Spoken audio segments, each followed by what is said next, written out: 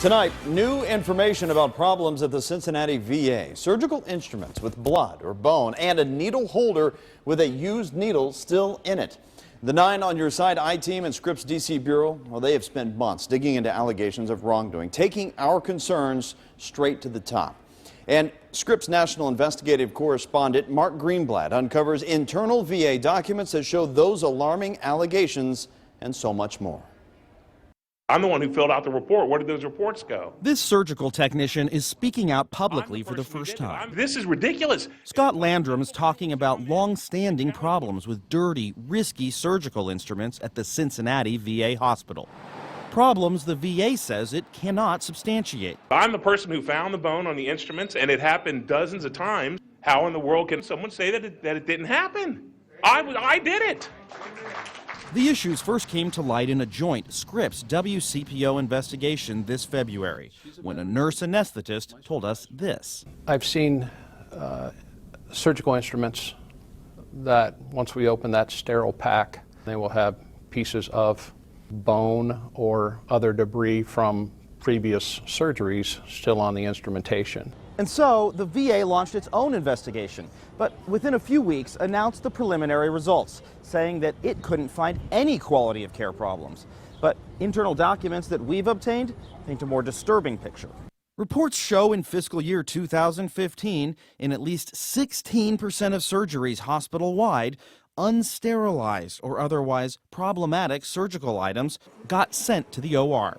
With more than 3,500 surgeries that year, that's 581 impacted.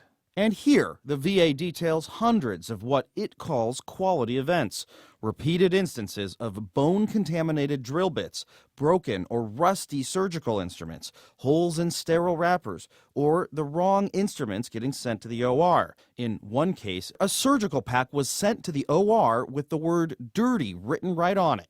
That was one of 5 quality events reported the very day the VA sent out this press release saying it found no quality of care issues. Well, it's typical VA. Congressman Jeff Miller chairs the House Veterans Affairs Committee and doesn't buy the agency's claims. I mean, they investigate themselves, they clear themselves, and they say, nothing to see here, we're going to move along. They need to find out who's covering it up.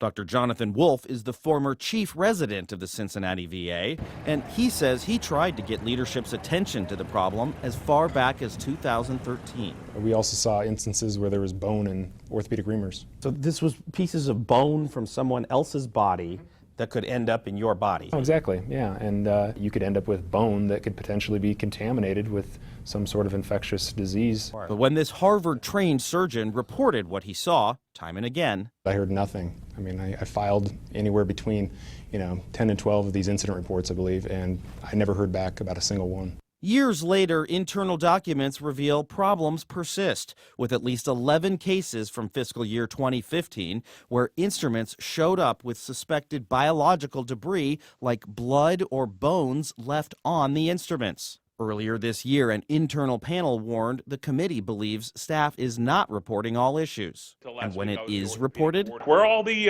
reports that were filed that were supposed to go to the VISM? Where are they? Scott Landrum pressed Robert McDivitt, acting network director of the VA's VISN 10 region, who oversees all hospitals in Ohio, Michigan, and Indiana. We are an open, transparent agency, and we were here tonight to listen to you and hear your concerns. I'd be happy to talk to you afterwards. 2 days later, the local VA did talk to Landrum and said it planned to fire him.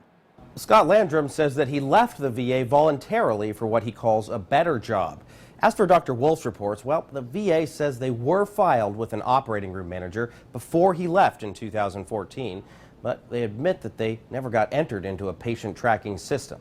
Mark Greenblatt for Scripps News in Washington.